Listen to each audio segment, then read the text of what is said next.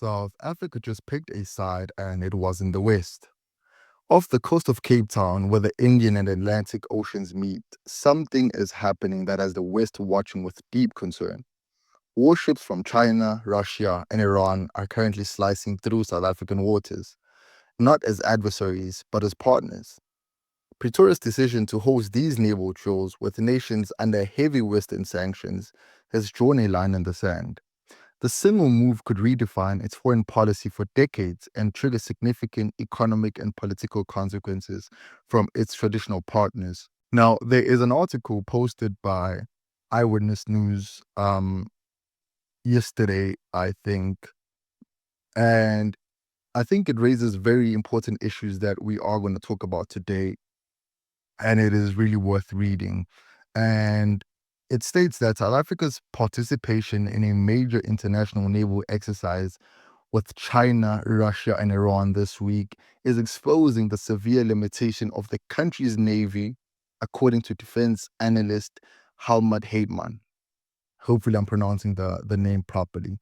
If I'm not, I really am sorry. And he continues to say that the exercise is not a high level warfighting drill, but rather a basic passage of exercise focused on communication and simple maneuvers, reflecting the limited operational capabilities of the South African National Defence Force, which is the SANDF. Now, this is not a secret. We all know that the defense force in South Africa is heavily underfunded. Matter of fact, there is an article posted on the government website, and it really goes into detail as to how the budget has been allocated. And it reads that the Department of Defense has received a total budget allocation of 57.183 billion rand for the year 2025-2026. Of this budget allocation, 36.703 billion has been set as the ceiling for the compensation of employees, constituting approximately 64% of the defense allocation. Now, it doesn't really take an economist or a mathematician to see that this is an issue. If 64% of our budget, of our defense budget, is mainly made up of compensation of employees. It's not made of what we'll use to maybe enhance our technologies when it comes to defense or military. It has nothing to do with advancing or helping defense ships that have been stagnant for years, also mentioned in the article by Eyewitness. It is just for the compensation of employees. Over 60% is just for employee compensation. Now, furthermore, approximately 8.359 billion rand is earmarked, which includes, amongst others, 2.773 billion for accommodation charges, leases, and municipal services, 2.556 billion rand for the SAMIDRC, 1.464 billion rand transfer payment to Arms Corps, 487 million for the Republic's assessed contribution to SADC for the SAMIDRC deployment, 480 million rand for the repair and maintenance of maritime defense systems, 300 million rand for day-to-day maintenance and emergency repairs, and 200 million rand for the procurement of vehicles and technology for border safeguarding, leaving only 12 billion rand for the defense force to meet its constitutional mandate. Now, granted, they do mention that we do have, about 480 million rand for the repair and maintenance of maritime defense systems, which is, I believe, it's great. It's going to help us grow as a country and so forth. But I still think that the 64% is a very alarming percentage. And on the article by EWN, Heyman continues to note that one frigate is fully seaworthy, although it is not combat ready due to outdated sensors and weapons that have not been upgraded in 2 decades. Of our ships, one frigate is perfectly seaworthy, which is the Amatola. She had a lot of sea time last year, but she is not war ready. As mentioned before, her sensors and weapons haven't been updated since we bought her 20 years ago. Now, who is to blame here? I think South Africa's recent government reshuffle, especially the appointment of Angie Motshekga as Minister of Defense and Military Veterans, has really been concerning. Honestly, like she doesn't seem fit for the job. She spent most of her career in education and she has no military background, which is a huge problem considering the state of the SANDF. Now, the Defense Force is already struggling with outdated equipment that we spoke about, low morale, and underfunding. And under her leadership, there has been little progress. The defense review process is still delayed, and we still don't have a clear strategy for modernizing or strengthening our military. On top of that, she's defended controversial decisions by senior military officials instead of ensuring accountability and parliamentary oversight, which seems to have been weakened. Now, with grounded aircraft, limited operational capacity, and no tangible reforms, it really feels like she lacks the expertise and leadership needed to fix these serious issues. I personally just don't understand, how does a minister of education who just deals with education for a very long time goes then to be the minister of defense and part-time president of the country when the president is out of the country? I just personally don't understand how that makes sense. Why aren't there other like military generals that could have taken the position? Why does it have to be her? Granted, it's all politics, and the ANC is, I guess, in the GNU, the majority shareholder in the whole government of national unity. But I personally still don't understand how she even was shortlisted to be considered as the Minister of Defense and War Veterans. But let's move on to what we have been spoken about today. And let's get into what we know exactly. Now, for about a week, starting around January 9th, 2026, South Africa is hosting a joint naval exercise in its territorial waters. It's officially named War for Peace 2026, and it's all happening near the strategic naval base of Simonstown. Officially, this is about practicing how to protect vital trade routes, conduct counterterrorism rescues, and improve how these different navies operate together. But it's the guest list that's turning this from a routine drill into a global headline. While hosted by South Africa, the exercise is being led by China. Beijing has dispatched a formidable contingent, including the guided missile destroyer CNS Tangshan. Russia's Baltic Fleet has sent the corvette Stoiky and a support vessel, which were shadowed by NATO ships as they sailed down through European waters. And in a significant new development, Iran is a full participant, sending its massive forward base ship, the IRS Macron, which serves as a floating command center. This is all being framed under the banner of BRICS Plus. We all know what BRICS is, right? Which is the original bloc of Brazil, Russia, India, China, and South Africa, formed as an alternative to Western dominated global institutions.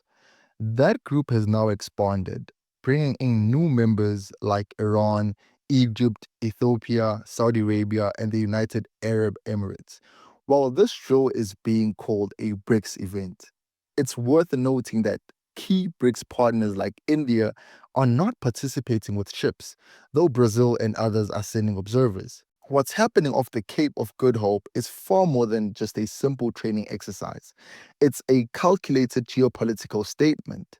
And it's facing criticisms, and not only by the West, but also within South Africa itself. Now, there is a article posted by Business Tech where the government responds to latest threats to South Africa and US relations.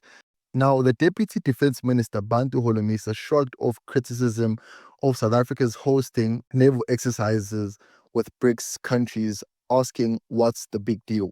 The Deputy Defense Minister has stated, what is the big deal? Now, let me explain this for people who don't understand why there is controversy. The countries that are participating have been sanctioned. Now, Russia is facing sanctions for invading Ukraine. Iran faces broad international sanctions that restrict its oil exports, banking and financial transactions, trade, and access to global markets, mainly over its nuclear program, regional activities, and human rights concerns.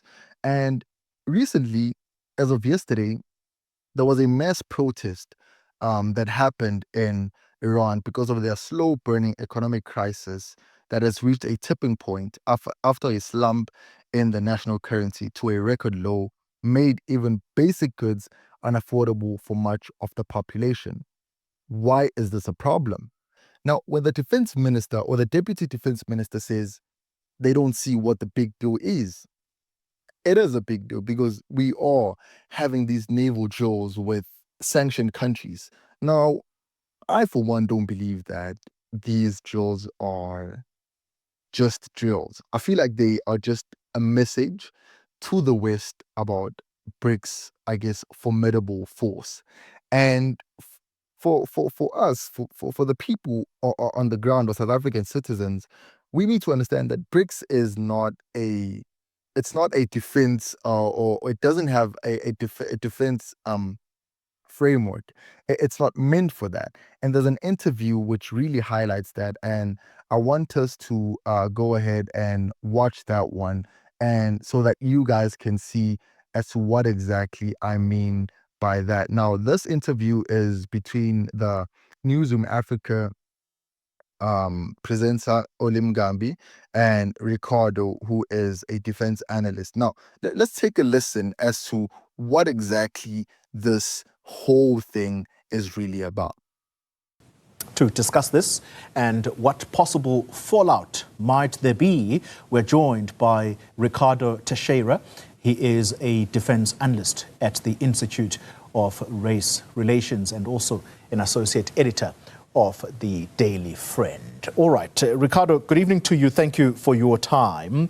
Let's start with the theme of these exercises, and it is titled Joint Actions to Ensure the Safety of Shipping and Maritime Economic Activities. Is that all there is to it, or is there another side that we may not be aware of as ordinary citizens? When we look at the theme, it's very much it's quite ironic, because if we look at the countries that are involved, Russia is threatening trade within the Black Sea. Just over New Year's, that one of their ships was seized by Finland for damaging undersea cables, and China kicked off the new year with a bunch of exercises rehearsing how they would invade Taiwan, while Iran has been funding proxies that have threatened maritime shipping around the Red Sea. And the Gulf around Yemen. So to say that really it's a passage exercise is, in my opinion, quite ironic. And also to call it War for Peace is a bit on the nose, but it's quite an alarming development in my opinion. It definitely has a lot more political ramifications, and if we look at the type of exercise, it being just a passage exercise, it's more of a naval parade and a bit of theater and political messaging, which is what makes it so concerning. If we look at the countries that are involved, South Africa is the only democracy here. There are other democracies within BRICS, but India is not here, Brazil's not here. They are not partaking in this exercise. India does not exercise with China. And furthermore, BRICS doesn't really have the framework to be organizing such an exercise. So to call it a BRICS exercise makes about as much sense as saying that we are having a G20 exercise. There's no framework for it whatsoever. It's more of a forum than anything. So again, if we look at the countries involved, South Africa is the only democracy here, and I like to say, if you show me who your friends are, you show me who you really are. And for the government to say that there's no political messaging here is besides the point. If they don't recognize that there is a very inherent political message here, we're in for some serious trouble. No, I can't help but agree with what Ricardo has said here. I'm not going to try and pronounce his surname because I feel like I would just butcher it. But essentially, BRICS doesn't have a framework. It's more of a forum for these countries, 5 countries, but now it's more since there's BRICS plus, not G20, excuse me. And this is facing such huge controversy because of the countries that are involved. We mentioned Russia, we mentioned uh, Iran, but we get more into detail as to how the political ramifications look like for South Africa. And is it even a good thing that we are considering doing this thing and, ignoring any other thing that may come as a consequence? Because now we need to understand that there is a geopolitical elephant in the room. And this is where we have to zoom out because no military exercise happens in a vacuum. Now, the United States and its European allies are watching these events with undisguised alarm, and for a very few clear reasons. First and most obviously is the matter of who South Africa is welcoming. Russia remains under crippling international sanctions for its invasion of Ukraine. Iran is also heavily sanctioned by the West and viewed by Washington as a destabilizing force. For South Africa to not just engage with, but to actively host the warships of these two nations is seen in Western capitals as a provocative act. It is a move that has directly challenged the united front the West has tried to build against Moscow and Tehran. Secondly, the timing couldn't be more tense. The relationship between South Africa and the US has been deteriorating since the return of Donald Trump to the White House. President Trump has openly accused BRICS nations of pursuing anti American policies and has previously threatened to slap a 10% trade tariff on members. In February of last year, which was 2025, a Trump executive order singled out South Africa for its ties with Iran as a key reason for cutting US funding, accusing it of supporting bad actors on the world stage. Now, to proceed with these drills in such a charged atmosphere is interpreted by many not as a coincidence, but as a deliberate choice. This leads to the third and perhaps the most critical issue, the question of South Africa's neutrality. Pretoria has long anchored its foreign policy in the principles of non alignment, a legacy of its journey from the apartheid era to democracy. The government insists it can engage all partners and refuse to be drawn into bloc allegiances. However, critics argue that actions speak louder than words. A previous naval drill with Russia and China in 2023, which coincided with the first anniversary of the Ukrainian invasion, had already drawn significant criticism from the US and the EU. This time, the domestic opposition is even more vocal. The Democratic Alliance, the second largest party in South Africa's ruling coalition, has slammed the government's decision. In a statement, the party said, calling these drills BRICS corporations is a political trick to soften what is really happening, arguing that the government is choosing closer military ties with rogue states. They point out that these exercises contradict our stated neutrality and have rendered South Africa a pawn in the power games being waged by rogue states on the international stage. Now, Pretoria's High Wire Balance Act is a very concerning thing because we were claiming neutrality not so long ago, but now we are doing quote unquote naval drills with these countries. And this poses a very unavoidable question as to why is South Africa doing this? Why risk alienating its largest traditional trading partners for a naval exercise? And I believe that the answer lies in the immense pressure South Africa faces as it tries to perform a delicate and perhaps impossible balancing act. The government in Pretoria, led by President Cyril Ramaphosa, is caught between two powerful gravitational pulls. On the one side, you have the historic and economic ties to the West. The combined trade with the US and European unions has a massive economic impact. Yet, on the other side, is the rising influence and economic promise of the BRICS bloc. For South Africa, BRICS isn't just a political club, it's a vital economic lifeline. Between 2017 and 2021, South Africa's total trade with other BRICS countries surged from 487 billion rand to 702 billion rand. BRICS nations are a critical source of foreign direct investment in key South African sectors like mining, clean energy, and information technology, creating desperately needed jobs. Now, it is without a doubt that South Africa has one of the most highest unemployment rates in the world. And I do, in a way, kind of understand how South Africa is, or I guess the presidency in this instance is going alongside with BRICS as it has some economic impact to us.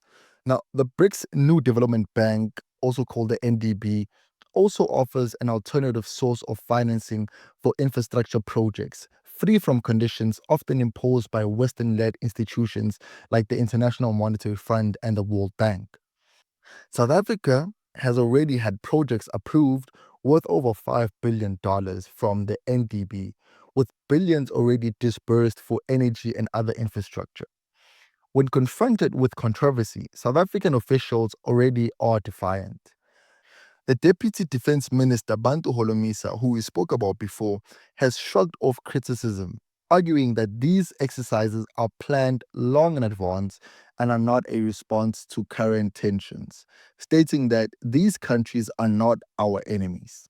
South African defense officials have been clear, with one spokesperson for joint operations telling reporters that this is not a political arrangement and there's no hostility towards the US. They also point out that South Africa has periodically held drills with the US Navy. But in geopolitics, perception is reality. Whether intended as a political statement or not, hosting the warships of sanctioned nations is seen as an endorsement. The government's claim that it remains non aligned is increasingly viewed with skepticism in Western capitals, where many believe that Pretoria is no longer sitting on the fence but has chosen a side.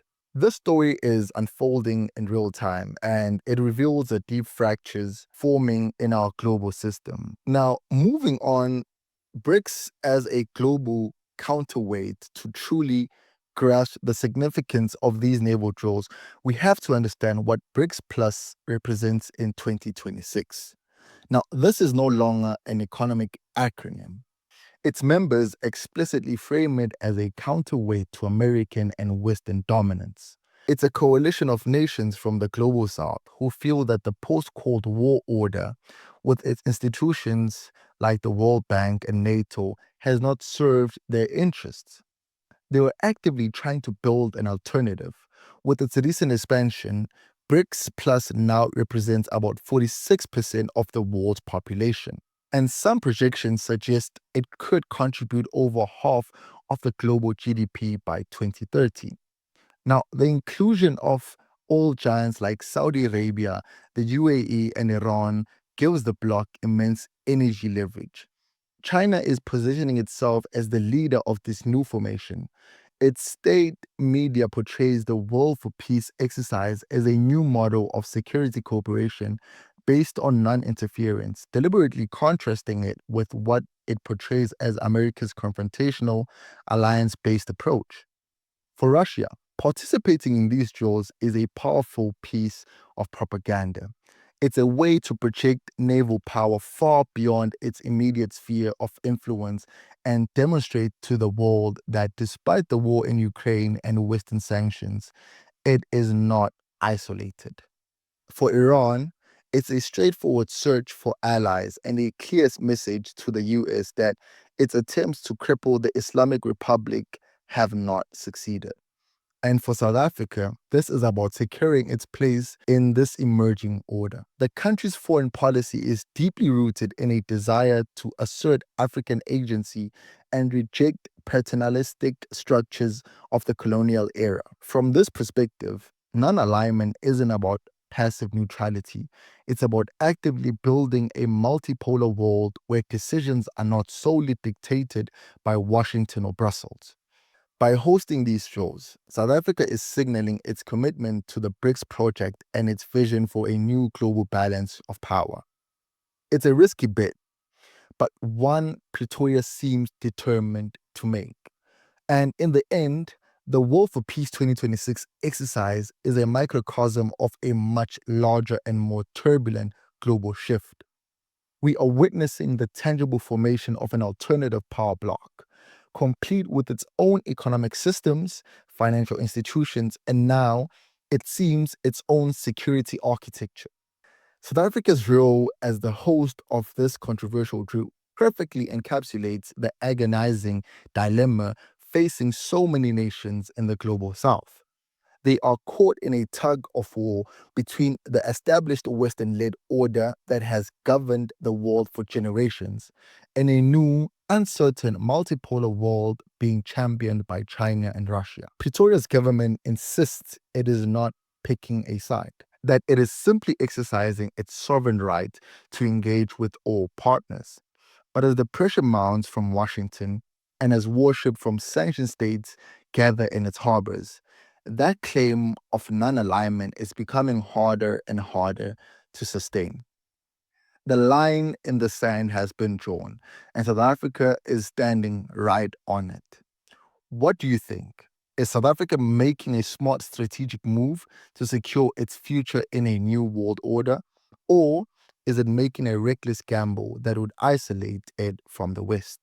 Let me know your thoughts in the comments down below and make sure that you guys do subscribe and also go check out our Spotify as we have posted a podcast of this episode and we'll do so with every other episode that we drop. And once again, thank you everyone for spending your time with me today.